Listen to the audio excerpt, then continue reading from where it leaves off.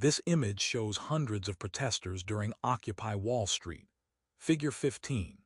One occupying Wall Street on September 17, 2011. Occupy Wall Street began in New York City's Wall Street Financial District. Credit, modification of Occupy Wall Street Day 2 2011 Shankbone by David Shankbone /Flickr Creative Commons, CC by 2.0. Chapter Objectives.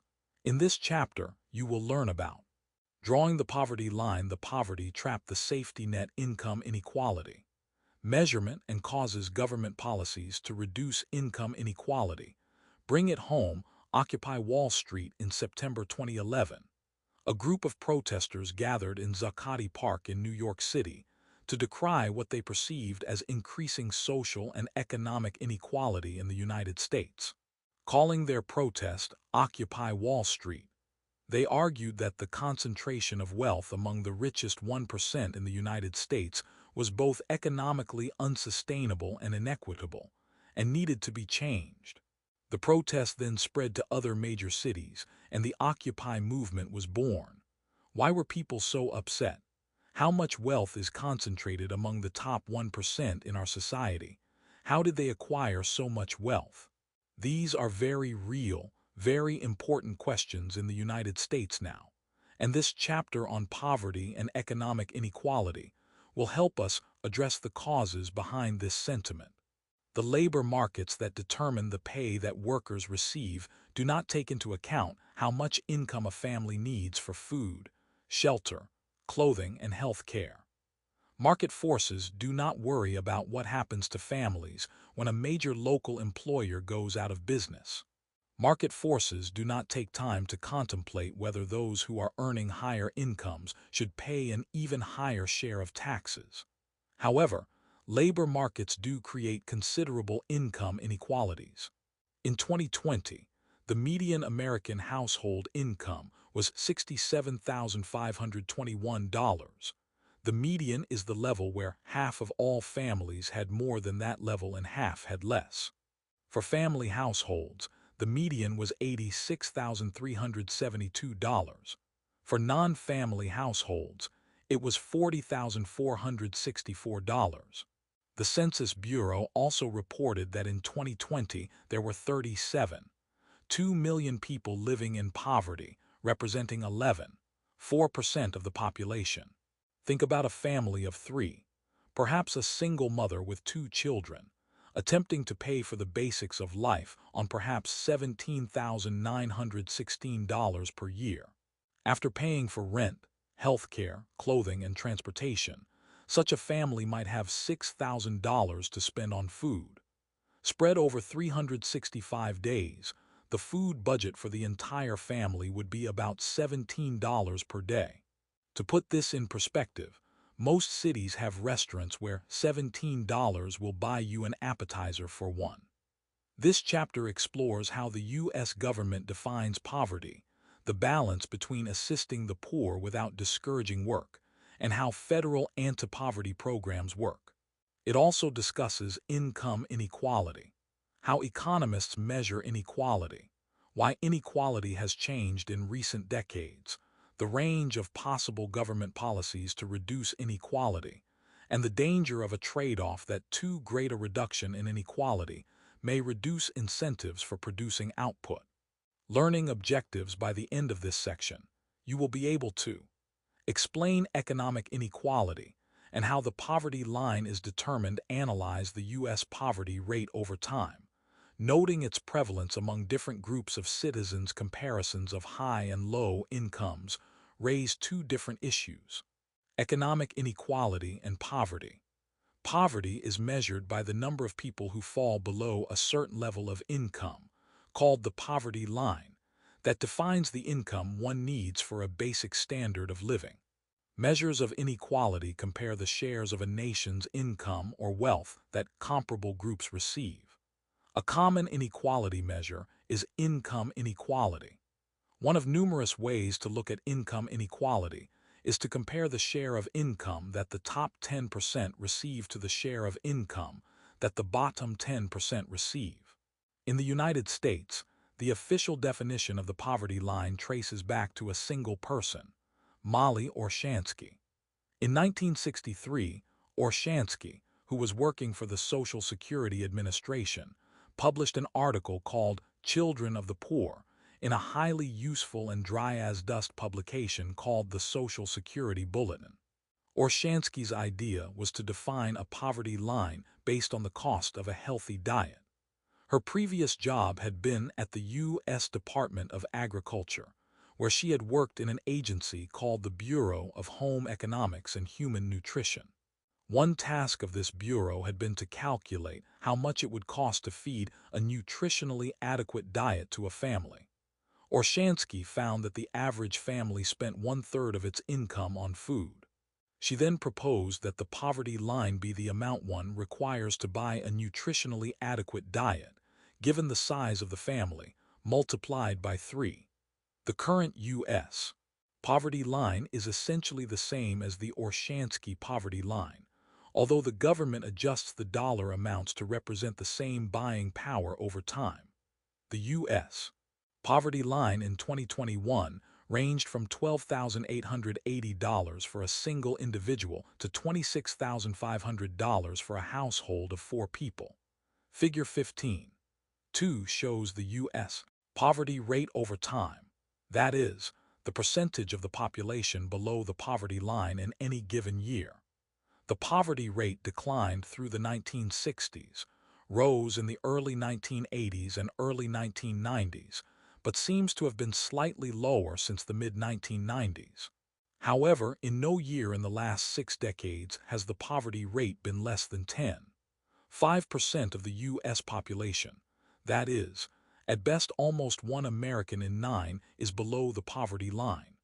In recent years, the poverty rate peaked at 15.1% in 2010 before dropping to 10.5% in 2019. Table 15.1 compares poverty rates for different groups in 2011. As you will see when we delve further into these numbers, poverty rates are relatively low for white people, for the elderly, for the well-educated, and for male-headed households. Poverty rates for females, Hispanic people, and African Americans are much higher than for white people. While Hispanic people and African Americans have a higher percentage of individuals living in poverty than others, most people in the United States living below the poverty line are white people. Link it up. Visit this website for more information on U.S. poverty.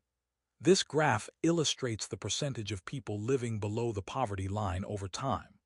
The y-axis measures the percentage of people below the poverty line, from 0 to 16%, in increments of 2%. The x-axis measures years, from 2011 to 2020. The line starts at 15% in 2011 and is fairly constant until 2014, when it begins to decline to around 11% in 2019. Then in 2020 it climbs to 12%. Figure 15.2 The U.S. poverty rate between 2010 and 2019, the poverty rate declined to 10.5% before rising to 11.4% in 2020 due to the onset of the COVID-19 pandemic in 2020. Source: U.S. Census Bureau, Group Poverty Rate Females 12.6%, Males 10.2%, White Non-Hispanic 8.2%, Black 19.5%, Hispanic 17.0%, Under age 18-16, 1% ages 18-64, 10.4% ages 65 plus 90%. Table 15.1 Poverty rates by group. 2020. The concept of a poverty line raises many tricky questions. In a vast country like the United States, should there be a national poverty line? After all, according to the Federal Register, the median household income for a family of 4 was $109,113 in New Jersey and $59,701 in Mississippi in 2017, and prices of some basic goods like housing are quite different between states. The poverty line is based on cash income, which means it does not account for government programs that provide non-cash assistance such as Medicaid, health care for low-income individuals and families, and food aid. Also, low-income families can qualify for federal housing assistance. We will discuss these and other government aid programs in detail later in this chapter. Should the government adjust the poverty line to account for the value of such programs? Many economists and policymakers wonder whether we should rethink the concept of what poverty means in the 21st century. The following Clear It Up feature explains the poverty lines set by the World Bank for low-income countries around the world. Clear it up. How do economists measure poverty in low-income countries? The World Bank sets two poverty lines for low-income countries around the world. One poverty line is set at an income of $1, $90 day per person. The other is at $3.20 day. By comparison, the U.S. 2015 poverty line of $20,090 annually for a family of three works out to $18, $35 per person per day. Clearly, many people around the world are far poorer than Americans, as Table 15.2 shows. China and India both have more than 1 billion people. Nigeria is the most populous country in Africa, and Egypt is the most populous country in the Middle East.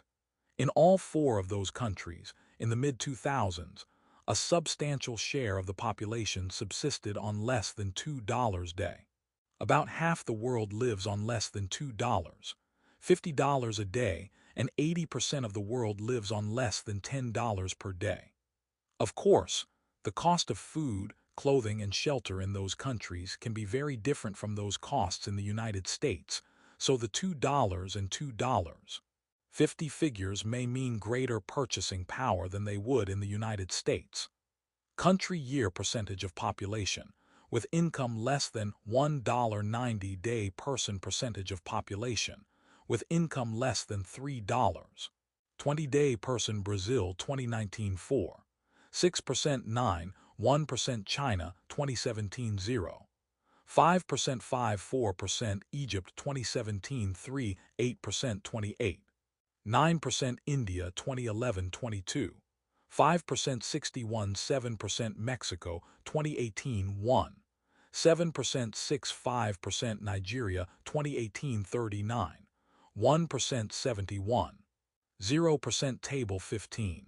Two poverty lines for low-income countries, mid-2000s source, https, data topics, World Bank, org World Development Indicators Themes Poverty and Inequality. HTML. Any poverty line will be somewhat arbitrary, and it is useful to have a poverty line whose basic definition does not change much over time. If Congress voted every few years to redefine poverty, then it would be difficult to compare rates over time. After all, would a lower poverty rate change the definition? Or is it the case that people were actually better off? Government statisticians at the U.S. Census Bureau have ongoing research programs to address questions like these. Learning objectives. By the end of this section, you will be able to explain the poverty trap, noting how government programs impact it, identify potential issues in government programs that seek to reduce poverty, calculate a budget constraint line that represents the poverty trap. Can you give people too much help, or the wrong kind of help? When people are provided with food, shelter, health care, income, and other necessities, assistance may reduce their incentive to work, particularly if their work is likely to offer low wages and reduce government assistance. Consider a program to fight poverty that works in this reasonable-sounding manner. The government provides assistance to those who need it, but as the recipients earn income to support themselves, the government reduces the level of assistance it provides. With such a program, every time a person earns $100, they lose $100 in government support. As a result, the person experiences no net gain for working. Economists call this problem the poverty trap. Consider the situation a single-parent family faces. Figure 15.3 illustrates a single mother earning $8 an hour with 2 children. First, consider the labor-leisure budget constraint that this family faces in a situation without government assistance. On the horizontal axis is hours of leisure, or time, spent with family responsibilities, increasing in quantity from left to right. Also on the horizontal axis is the number of hours at paid work, going from 0 hours on the right to the maximum of 2,500 hours on the left. On the vertical axis is the amount of income per year rising from low to higher amounts of income. The budget constraint line shows that at 0 hours of leisure and 2,500 hours of work, the maximum amount of income is $20,000, $8 times 2,500 hours. At the other extreme of the budget constraint line, an individual would work 0 hours, earn 0 income, but enjoy 2,500 hours of leisure. At point A on the budget constraint line, by working 40 hours a week, 50 weeks a year, the utility maximizing choice is to work a total of 2,000 hours per year and earn $16,000. Now suppose that a government anti-poverty program guarantees every family with a single mother and 2 children $18,000 in income. This is represented on the graph by a horizontal line at $18,000. With this program, each time the mother earns $1,000, the government will deduct $1,000 of its support. Table 15. 3 shows what will happen at each combination of work and government support. The graph shows a downward sloping line that begins at $20,000 on the y-axis and ends at $2,500 on the x-axis. A horizontal line extends from $18,000 on the y-axis. A dashed plumb line extends from $16,000 on the y-axis and intersects with the vertical line, extending from $500 on the x-axis at point A. Beneath the x-axis is an arrow pointing to the right indicating leisure hours, and an arrow pointing to the left indicating labor hours. Figure 15. 3. The poverty trap in action. The original choice is 500 hours of leisure, 2,000 hours of work at point A, an income of $16,000. With a guaranteed income of $18,000, this family would receive $18,000 whether it provides 0 hours of work or 2,000 hours of work. Only if the family provides, say, 2,300 hours of work does its income rise above the guaranteed level of $18,000. And even then, the marginal gain to income from working many hours is small. Amount worked hours. Total earnings government support total income $0 $18, $0 $18, $0 $500 $4, $0 $14, $0 $18, $0 $1, $0 $8, $0 $10, $0 $18, $0 $1, $500 $12, $0 $6, $0 $18, $0 $2, $0 $16, $0 $2, $0 $18, $0 $2, $520, $0 $20, $0 Table 15. 3. Total income at various combinations of work and support. The new budget line, with the anti-poverty program in place, is the horizontal and heavy line that is flat at $18,000. If the mother does not work at all, she receives $18,000, all from the government. If she works full-time, giving up 40 hours per week with her children, she still ends up with $18,000 at the end of the year. Only if she works 2,300 hours in the year, which is an average of 44 hours per week for 50 weeks a year, does household income rise to $18,400. Even in this case, all of her year's work means that household income rises by only $400 over the income she would receive if she did not work at all. She would need to work 50 hours a week to reach $20,800. The poverty trap is even stronger than this simplified example shows, because a working mother will have extra expenses like clothing, transportation, and child care that a non-working mother will not face, making the economic gains from working even smaller. Moreover, those who do not work fail to build up job experience and contacts, which makes working in the future even less likely. To reduce the poverty trap, the government could design an anti-poverty program so that, instead of reducing government payments by $1 for every $1 earned, the government would reduce payments by some smaller amount instead. Imposing requirements for work as a condition of receiving benefits and setting a time limit on benefits can also reduce the harshness of the poverty trap. Figure 15.4 illustrates a government program that guarantees $18,000 in income, even for those who do not work at all, but then reduces this amount by 50 cents for each $1 earned. The new, higher budget line in Figure 15.4 shows that, with this program, additional hours of work will bring some economic gain. Because of the reduction in government income when an individual works, an individual earning $8 will really net only $4 per hour. The vertical intercept of this higher budget constraint line is at $28,000, $18,000 plus $2,500 hours times $4 equals $28,000. The horizontal intercept is at the point on the graph where $18,000 and 2,500 hours of leisure is set. Table 15.4 shows the total income differences with various choices of labor and leisure. However, this type of program raises other issues. First, even if it does not eliminate the incentive to work by reducing government payments by $1 for every $1 earned, enacting such a program may still reduce the incentive to work. At least some people who would be working 2,000 hours each year without this program might decide to work fewer hours but still end up with more income. That is, their choice on the new budget line would be like S, above and to the right of the original choice P. Of course, others may choose a point like R, which involves the same amount of work as P, or even a point to the left of R that involves more work. The second major issue is that when the government phases out its support payments more slowly, the anti-poverty program costs more money.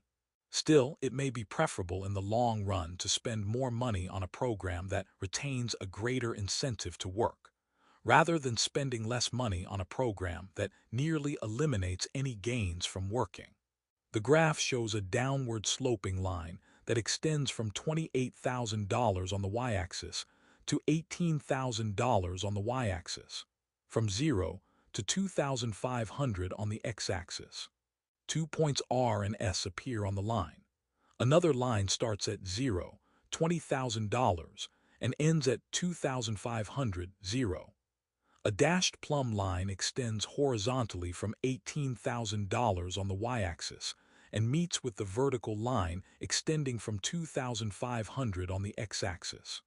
Another dashed plumb line extends from $16,000 on the y-axis and intersects with the vertical line extending from 500 on the x-axis at point P.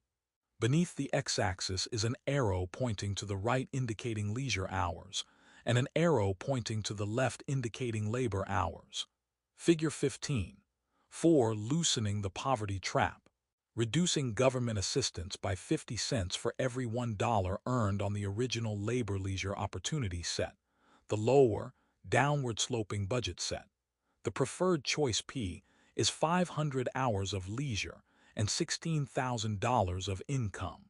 Then, the government created an anti-poverty program that guarantees $18,000 in income even to those who work 0 hours, shown by the horizontal dashed line.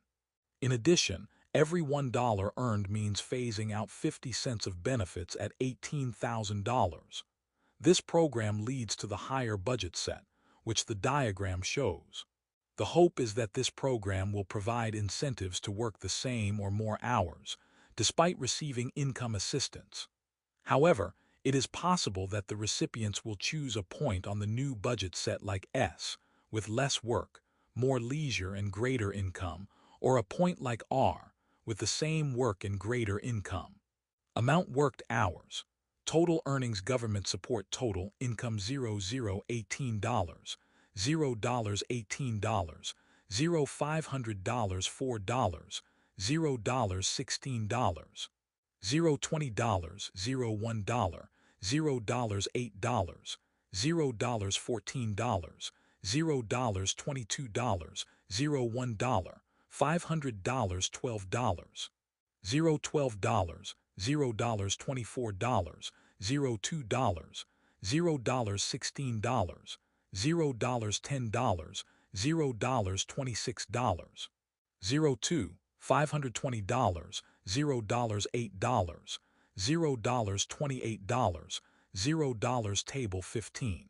For the labor-leisure trade-off with assistance reduced by 50 cents for every dollar earned. The next module will consider a variety of government support programs focused specifically on people experiencing poverty, including welfare, SNAP, Supplemental Nutrition Assistance Program, Medicaid, and the Earned Income Tax Credit (EITC). Although these programs vary from state to state, it is generally a true statement that in many states from the 1960s into the 1980s, if poor people worked, their level of income barely rose, or did not rise at all, after factoring in the reduction in government support payments. Learning objectives. By the end of this section, you will be able to identify the anti-poverty government programs that comprise the safety net, explain the safety net program's primary goals, and how these programs have changed over time, discuss the complexities of these safety net programs, and why they can be controversial. The U.S. government has implemented a number of programs to assist those below the poverty line and those who have incomes just above the poverty line. Such programs are called the safety net, to recognize that they offer some protection for those who find themselves without jobs or income. Temporary assistance for needy families from the Great Depression until 1996. The United States' most visible anti-poverty program was Aid to Families with Dependent Children, AFDC, which provided cash payments to mothers with children who were below the poverty line. The federal government deploys a range of income security programs that it funds through departments such as Health and Human Services, Agriculture and Housing and Urban Development, HUD. See Figure 15. 6. According to the Office of Management and Budget, collectively, these three departments provided an estimated $62 billion of aid through programs such as supplemental feeding programs for women and children, subsidized housing, and energy assistance. The federal government also transfers funds to individual states through special grant programs. The graph shows that since 1998, SNAP has received less funding than TANF, which has received less funding than HUD, which has received less funding than other income security programs combined. Figure 15. 6. Expenditure comparison of TANF, SNAP, HUD, and other income security programs, 1988-2013 est. Total expenditures on income security continued to rise between 1988 and 2010, while payments for TANF have increased from $13 billion in 1998 to an estimated $17.3 billion in 2013. SNAP has seen relatively small increments. These two programs comprise a relatively small portion of the estimated $106 billion dedicated to income security in 2013. Note that other programs and housing programs increased dramatically during the 2008 and 2010 time periods. Source: Table 12. 3 Section 600 Income Security, https://www. White House. gov/site/default/files/budget/fi 2013/assets/hist. PDF. The safety net includes a number of other programs. Government-subsidized school lunches and breakfasts for children from low-income families. The Special Supplemental Food Program for Women, Infants, and Children, WIC, which provides food assistance for pregnant women and newborns.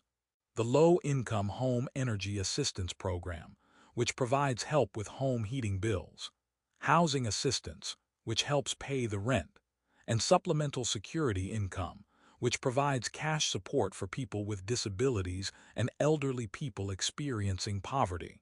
Medicaid. Congress created Medicaid in 1965.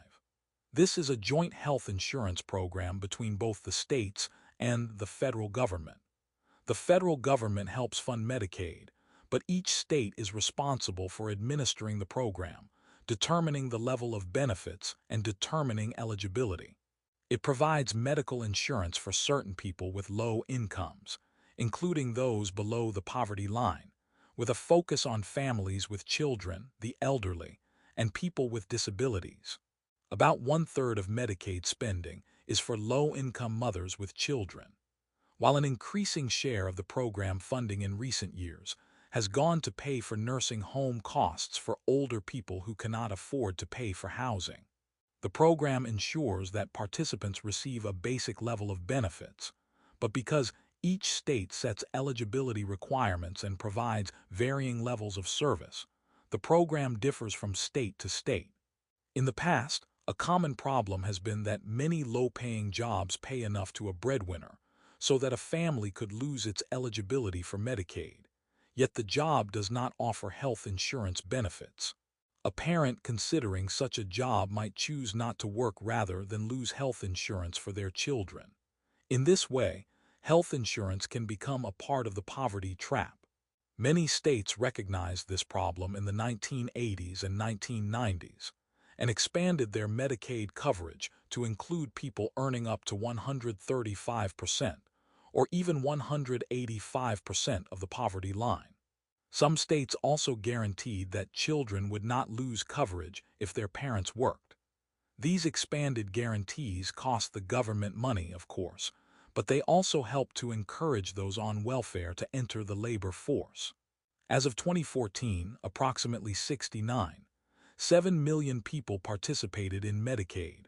Of those enrolled, almost half are children.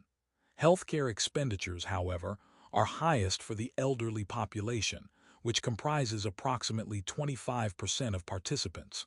As Figure 15.7a indicates, the largest number of households that enroll in Medicaid are those with children. Lower-income adults are the next largest group enrolled in Medicaid at 28%. People who are blind or have a disability account for 16% of those enrolled, and seniors are 9% of those enrolled. Figure 15.7b shows how much actual Medicaid dollars the government spends for each group. Out of total Medicaid spending, the government spends more on seniors, 20%, and people who are blind or have a disability, 44%.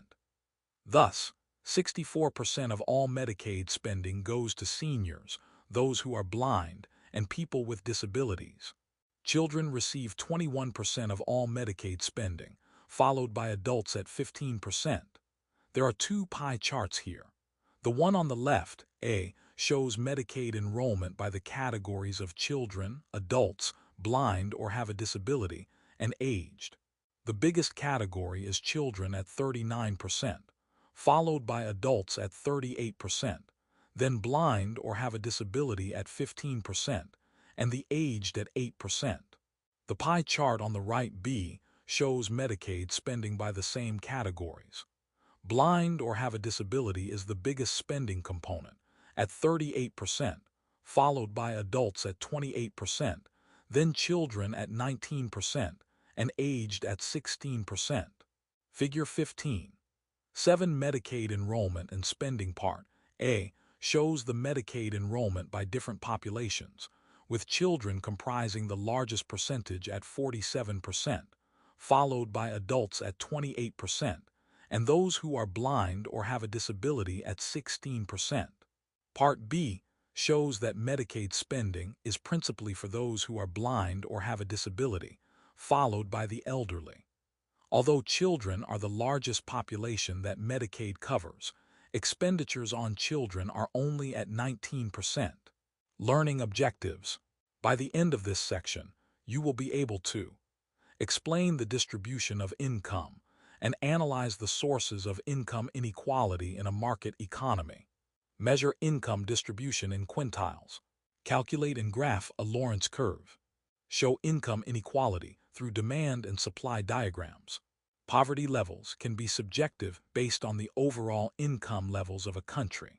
Typically, a government measures poverty based on a percentage of the median income. Income inequality, however, has to do with the distribution of that income, in terms of which group receives the most or the least income. Income inequality involves comparing those with high incomes, middle incomes, and low incomes, not just looking at those below or near the poverty line. In turn, measuring income inequality means dividing the population into various groups and then comparing the groups, a task that we can be carried out in several ways, as the next Clear It Up feature shows. Clear it up. How do you separate poverty and income inequality? Poverty can change even when inequality does not move at all. Imagine a situation in which income for everyone in the population declines by 10%. Poverty would rise, since a greater share of the population would now fall below the poverty line. However, inequality would be the same, because everyone suffered the same proportional loss. Conversely, a general rise in income levels over time would keep inequality the same, but reduce poverty.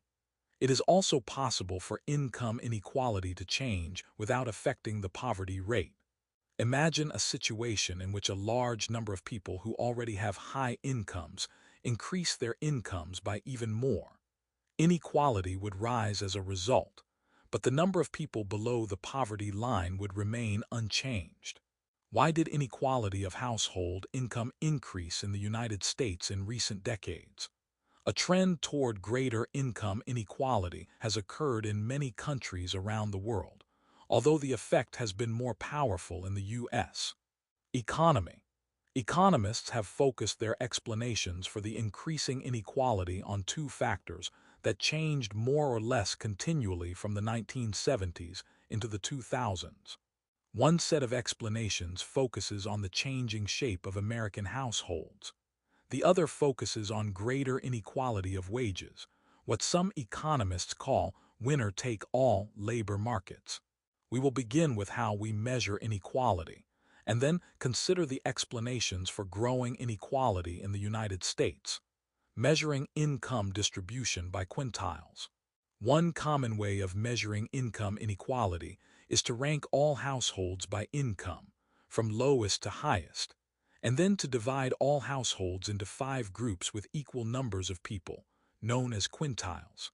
This calculation allows for measuring the distribution of income among the 5 groups compared to the total. The first quintile is the lowest fifth, or 20%. The second quintile is the next lowest, and so on. We can measure income inequality by comparing what share of the total income each quintile earns. U.S. income distribution by quintile appears in Table 15. 5. In 2020, for example, the bottom quintile of the income distribution received 32% of income. The second quintile received 81%, the third quintile 14.0%, the fourth quintile 22.6%, and the top quintile 52.2%. The final column of Table 15.5 shows what share of income went to households in the top 5% of the income distribution, 23.0% in 2020. Over time, from the late 1960s to the early 1980s, the top fifth of the income distribution typically received between about 43% to 44% of all income. The share of income that the top fifth received then begins to rise. Census Bureau researchers trace much of this increase in the share of income going to the top fifth to an increase in the share of income going to the top 5%. The quintile measure shows how income inequality has increased in recent decades. Year lowest quintile second, quintile third, quintile fourth, quintile highest, quintile top 5%. 1967 4, 0, 10. 817, 324, 243, 617, 2. 1974, 110, 817, 424, 543, 316, 6. 1975 4, 310, 417, 024, 743, 616, 5. 1984, 210, 216, 824, 744, 116, 5. 1985 3, 99, 816, 224, 445, 617, 6. 1993, 89, 615, 924, 046, 618, 5.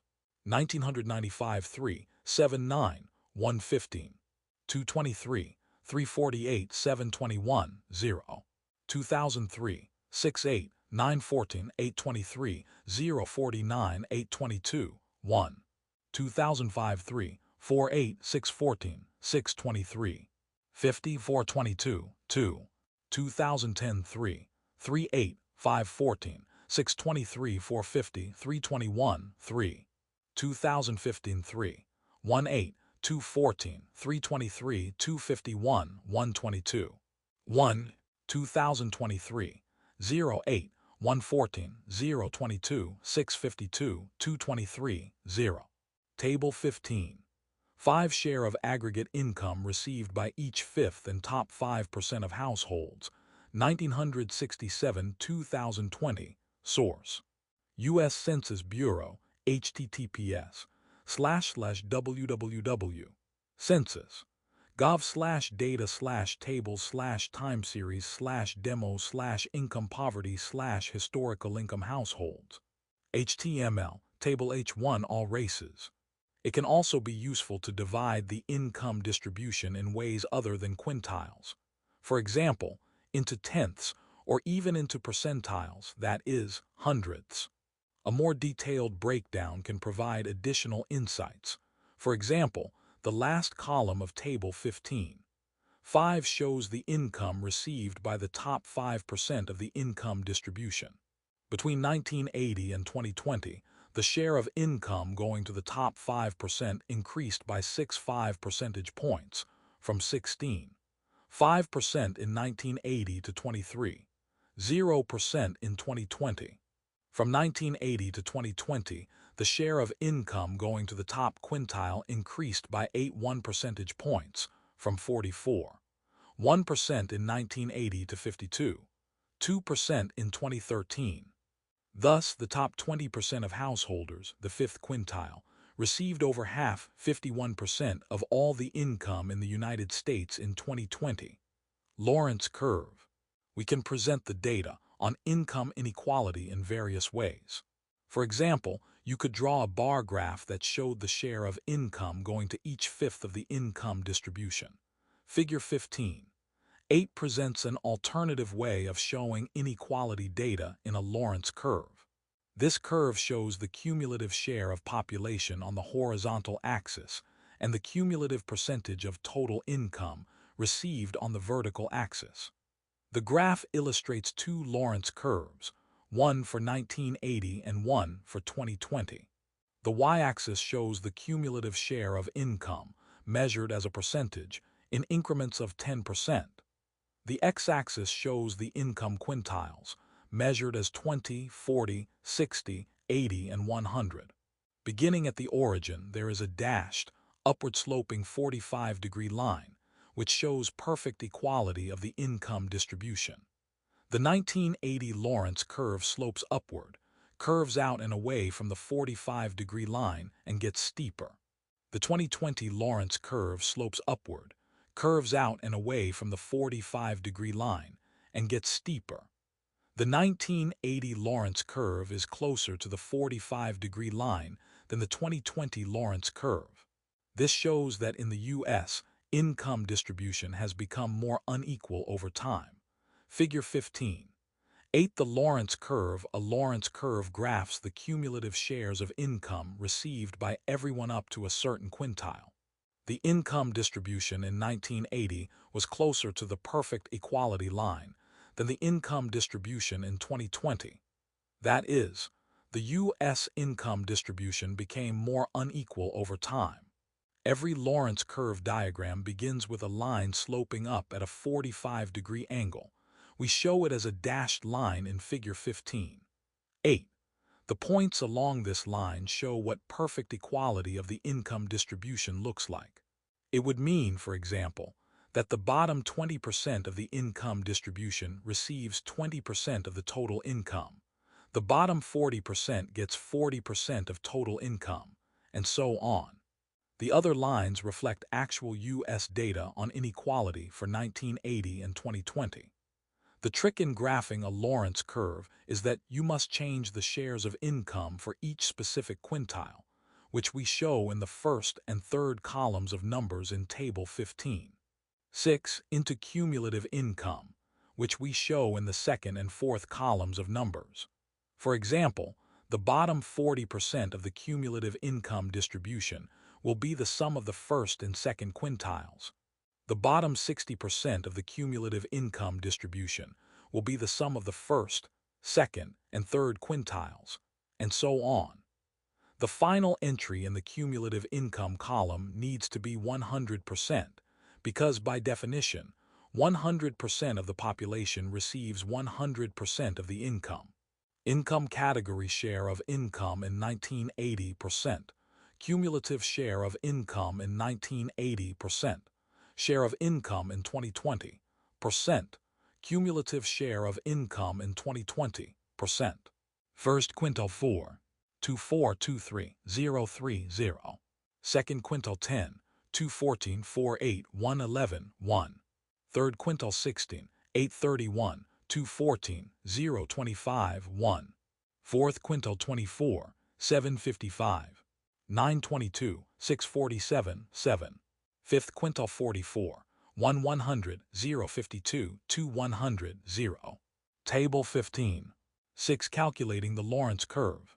In a Lorentz curve diagram, a more unequal distribution of income will loop farther down and away from the 45-degree line, while a more equal distribution of income will move the line closer to the 45-degree line. Figure 15. 8 illustrates the greater inequality of the U.S. income distribution between 1980 and 2020, because the Lorentz curve for 2020 is farther from the 45-degree line than the Lorentz curve for 1980. The Lorentz curve is a useful way of presenting the quintile data that provides an image of all the quintile data at once. The next Clear It Up feature shows how income inequality differs in various countries compared to the United States. Clear It Up. How does economic inequality vary around the world? The U.S. economy has a relatively high degree of income inequality by global standards, as Table 15. 7 shows, based on a variety of national surveys for a selection of years in the second decade of this century. The U.S. economy has greater inequality than Germany, along with most Western European countries. The region of the world with the highest level of income inequality is Latin America, illustrated in the numbers for Brazil and Mexico. The level of inequality in the United States is higher than in some of the low-income countries of the world, like India and Nigeria, as well as in some middle-income countries, like China and Russia. Country survey year, first quintile, second quintile, third quintile, fourth quintile, fifth quintile. United States 2023, 0% 8, 1% 14, 0% 22, 6% 52, 2%. Germany 2016 7, 6% 12, 8% 17, 1% 22, 8% 39, 6%. Brazil 2019 3, 1% 7, 4% 12, 3% 19, 4% 57, 8%. Mexico 2018 5, 4% 9, 5% 13, 5% 20, 0% 51, 7%. China 2016 6, 5% 10, 7% 15, 3% 22, 2% 45, 3%. India 2011 8, 1% 11, 7% 15, 2% 20, 5% 44, 4%. Russia 2018-7, 1% 11, 2% 15, 2% 21, 4% 45, 1%. Nigeria 2018-7, 1% 11, 6% 16, 2% 22, 7% 42, 4%. Table 15. 7. Income distribution in select countries. Source: U.S. data from U.S. Census Bureau. Table H1. Other data from the World Bank Poverty and Inequality Database. https. Data topics. World Bank. Org. World Development Indicators. Themes: Poverty and Inequality. HTML. Link it up.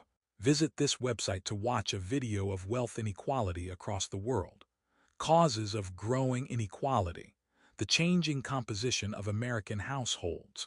In 1970, 41% of married women were in the labor force, but by 2019, according to the Bureau of Labor Statistics, 58.6% of married women were in the labor force. One result of this trend is that more households have two earners. Moreover, it has become more common for one high earner to marry another high earner. A few decades ago, the common pattern featured a man with relatively high earnings, such as an executive or a doctor, marrying a woman who did not earn as much, like a secretary or a nurse. Often, the woman would leave paid employment, at least for a few years, to raise a family. However, now doctors are marrying doctors and executives are marrying executives, and mothers with high-powered careers are often returning to work while their children are quite young. This pattern of households with two high earners tends to increase the proportion of high-earning households. According to data in the National Journal, even as two-earner couples have increased, so have single-parent households. Of all U.S. families in 2021, about 23% were headed by single mothers. The poverty rate among single-parent households tends to be relatively high. These changes in family structure, including the growth of single-parent families, who tend to be at the lower end of the income distribution, and the growth of two-career high-earner couples near the top end of the income distribution, account for roughly half of the rise in income inequality across households in recent decades. Link it up. Visit this website to watch a video that illustrates the distribution of wealth in the United States. Causes of growing inequality. A shift in the distribution of wages. Another factor behind the rise in U.S. income inequality is that earnings have become less equal since the late 1970s. In particular, the earnings of high-skilled labor relative to low-skilled labor have increased. Winner-take-all labor markets result from changes in technology, which have increased global demand for stars, whether the best CEO, doctor, basketball player, or actor. This global demand pushes salaries far above productivity differences associated with educational differences. One way to measure this change is to take workers' earnings with at least a 4-year college bachelor's degree, including those who went on and completed an advanced degree, and divide them by workers' earnings with only a high school degree. The result is that those in the 25-34 age bracket with college degrees earned about 185 times as much as high school graduates in 2020, up from 159 times in 1995, according to U.S. Census data. Winner-take-all labor market theory argues that the salary gap between the median and the top 1% is not due to educational differences. Economists use the demand and supply model to reason through the most likely causes of this shift. According to the National Center for Education Statistics, in recent decades, the supply of U.S. workers with college degrees has increased substantially. For example, 840,000 4-year bachelor's degrees were conferred on Americans in 1970. In 2018-2019, 2.0 million such degrees were conferred, an increase of over 138%. In Figure 15.9, this shift in supply to the right, from S0 to S1, by itself should result in a lower equilibrium wage for high-skilled labor. Thus, we can explain the increase in the price of high-skilled labor by a greater demand, like the movement from D0 to D1.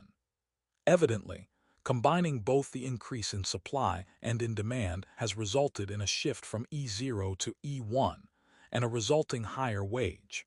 The graph shows how wages rise for high-skilled labor even though supply increases. The graph has two upward-sloping supply curves, two downward-sloping demand curves, and 2 points of equilibrium. Figure 15. 9. Why would wages rise for high-skilled labor? The proportion of workers attending college has increased in recent decades, so the supply curve for high-skilled labor has shifted to the right, from S0 to S1. If the demand for high-skilled labor had remained at D0, then this shift in supply would have led to lower wages for high-skilled labor.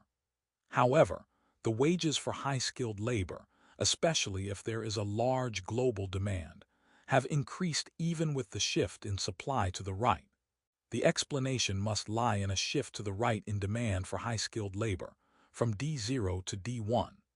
The figure shows how a combination of the shift in supply, from S0 to S1, and the shift in demand from D0 to D1, led to both an increase in the quantity of high-skilled labor hired and also to a rise in the wage for such labor, from W0 to W1. What factors would cause the demand for high-skilled labor to rise? The most plausible explanation is that while the explosion in new information and communications technologies over the last several decades has helped many workers to become more productive, the benefits have been especially great for high-skilled workers like top business managers, consultants, and design professionals. The new technologies have also helped to encourage globalization, the remarkable increase in international trade over the last few decades, by making it more possible to learn about and coordinate economic interactions all around the world. In turn, the rising impact of foreign trade in the U.S. economy has opened up greater opportunities for high-skilled workers to sell their services around the world, and lower-skilled workers have to compete with a larger supply of similarly skilled workers around the globe.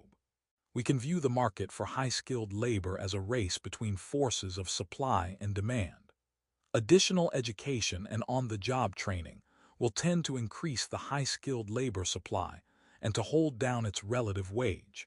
Conversely, new technology and other economic trends like globalization tend to increase the demand for high-skilled labor and push up its relative wage.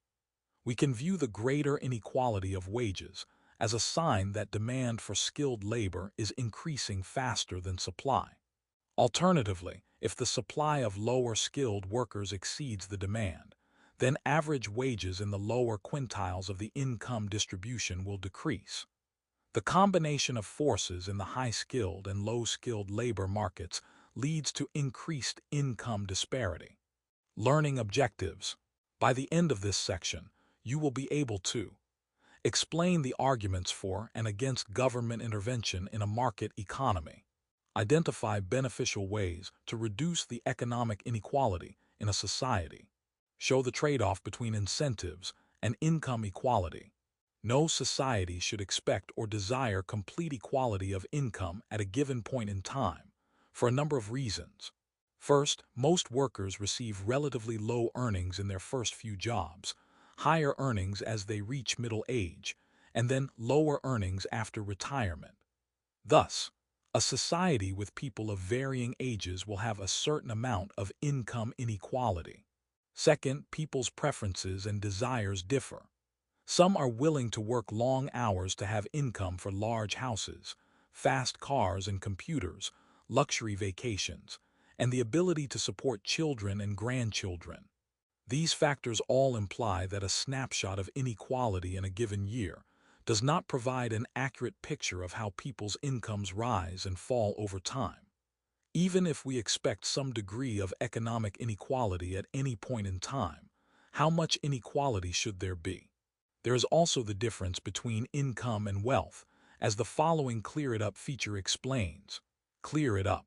How do you measure wealth versus income inequality?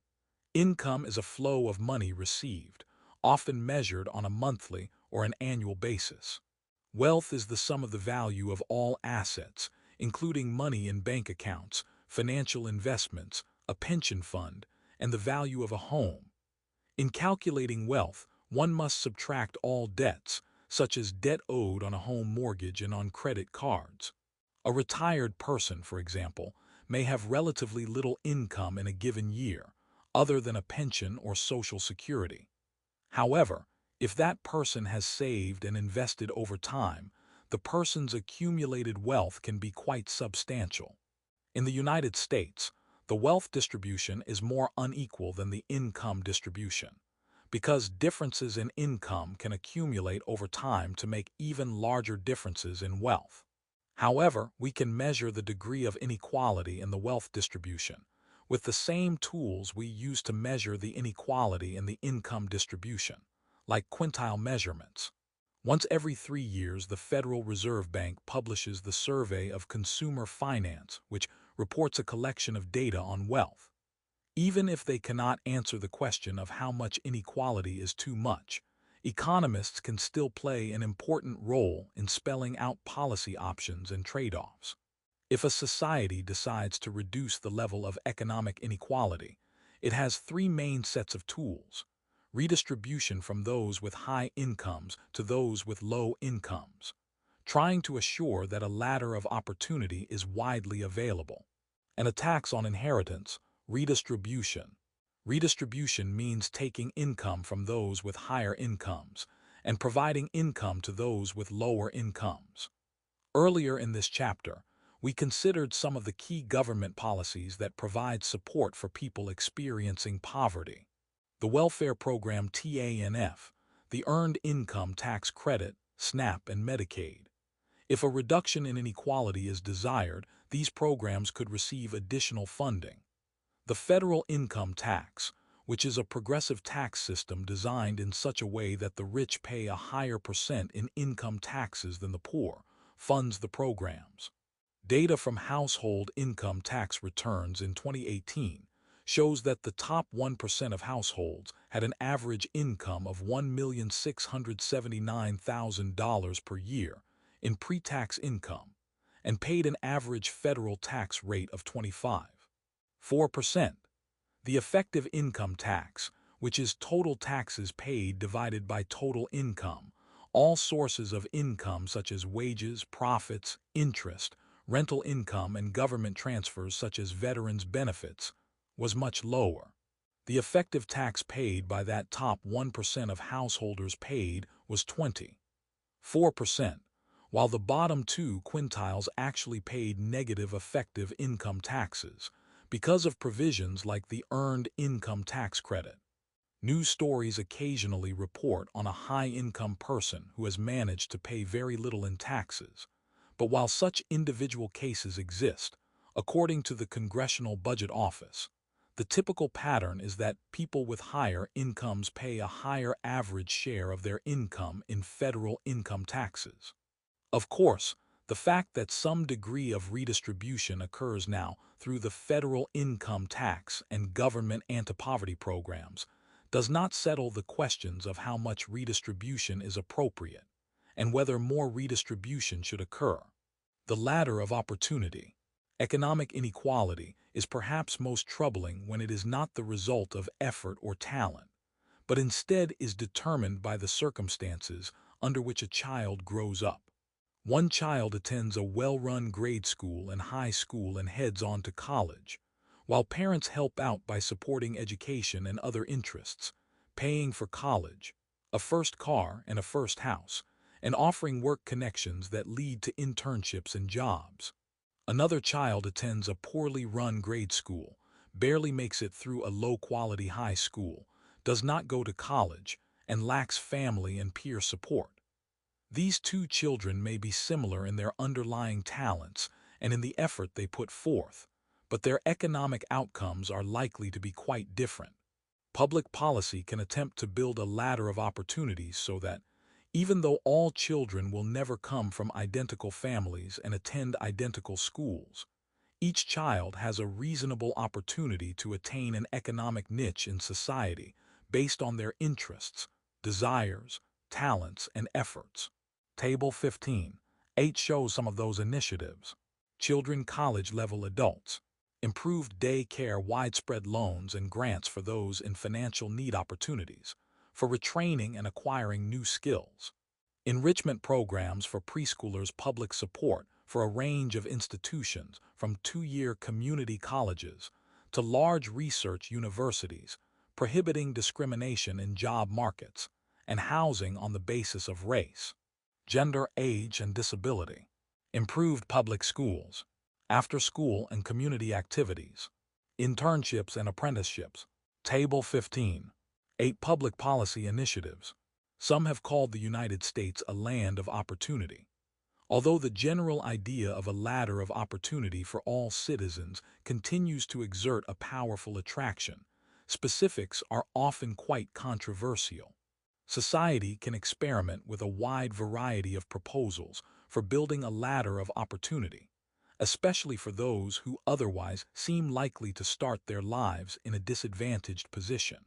The government needs to carry out such policy experiments in a spirit of open-mindedness, because some will succeed while others will not show positive results or will cost too much to enact on a widespread basis.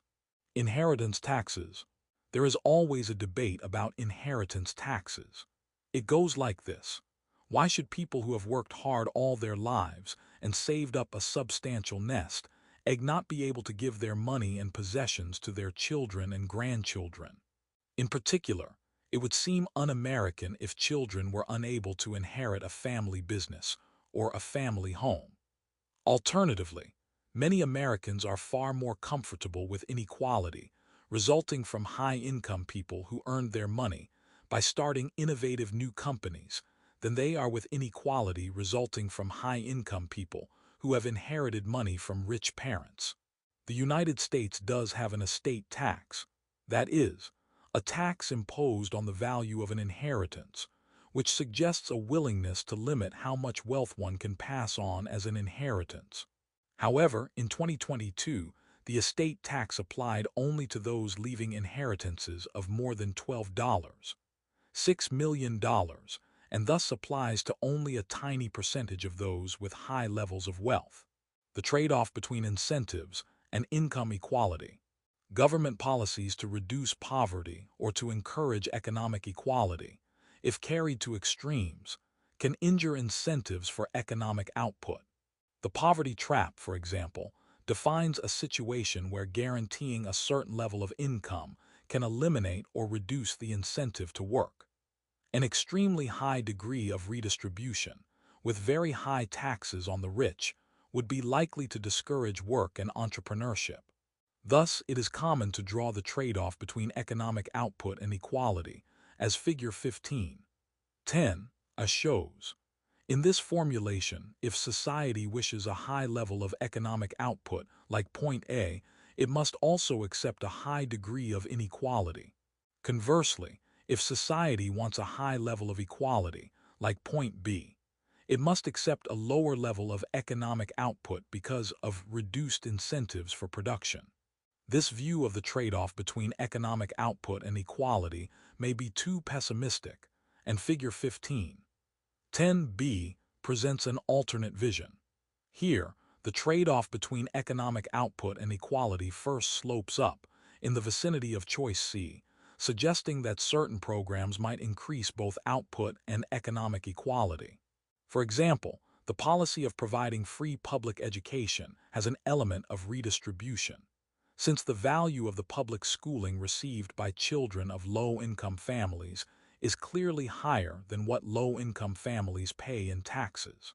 A well-educated population, however, is also an enormously powerful factor in providing the skilled workers of tomorrow and helping the economy to grow and expand. In this case, equality and economic growth may complement each other. Moreover, policies to diminish inequality and soften the hardship of poverty may sustain political support for a market economy. After all, if society does not make some effort toward reducing inequality and poverty, the alternative might be that people would rebel against market forces. Citizens might seek economic security, by demanding that their legislators pass laws forbidding employers from ever laying off workers or reducing wages, or laws that would impose price floors and price ceilings and shut off international trade. From this viewpoint, policies to reduce inequality may help economic output by building social support for allowing markets to operate. The graph on the left shows an inverted downward slope with points A and B. The graph on the right shows a more severe inverted downward slope with points C, D, E, F. Figure 15. 10. The trade-off between incentives and economic equality. A society faces a trade-off where any attempt to move toward greater equality, like moving from choice A to B, involves a reduction in economic output. B situations can arise like point C, where it is possible both to increase equality and also to increase economic output. To a choice like D, it may also be possible to increase equality with little impact on economic output, like the movement from choice D to E. However, at some point, too aggressive a push for equality will tend to reduce economic output, as in the shift from E to F, the trade-off in Figure 15. 10b then flattens out in the area between points D and E, which reflects the pattern that a number of countries that provide similar levels of income to their citizens, the United States, Canada, European Union nations, Japan, and Australia, have different levels of inequality. The pattern suggests that countries in this range could choose a greater or a lesser degree of inequality without much impact on economic output. Only if these countries push for a much higher level of equality, like at point F, will they experience the diminished incentives that lead to lower levels of economic output. In this view, while a danger always exists that an agenda to reduce poverty or inequality can be poorly designed or pushed too far, it is also possible to discover and design policies that improve equality and do not injure incentives for economic output by very much, or even improve such incentives. Bring it home. Occupy Wall Street. The Occupy movement took on a life of its own over the last few months of 2011, bringing to light issues that many people faced on the lower end of the income distribution. The contents of this chapter indicate that there is a significant amount of income inequality in the United States. The question is, what should be done about it? The 2008-2009 Great Recession caused unemployment to rise and incomes to fall. Many people attribute the recession to mismanagement of the financial system by bankers and financial managers, those in the 1% of the income distribution. But those in lower quintiles bore the greater burden of the recession through unemployment. This seemed to present the picture of inequality in a different light. The group that seemed responsible for the recession was not the group that seemed to bear the burden of the decline in output. A burden shared can bring a society closer together. A burden pushed off onto others can polarize it. On one level, the problem with trying to reduce income inequality comes down to whether you still believe in the American dream. If you believe that one day you will have your American dream, a large income, large house, happy family, or whatever else you would like to have in life, then you do not necessarily want to prevent anyone else from living out their dream. You certainly would not want to run the risk that someone would want to take part of your dream away from you. Thus, there is some reluctance to engage in a redistributive policy to reduce inequality. However, when those for whom the likelihood of living the American dream is very small are considered, there are sound arguments in favor of trying to create greater balance.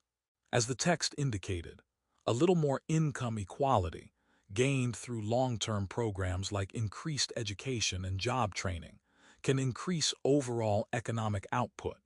Then everyone is made better off, and the 1% will not seem like such a small group anymore.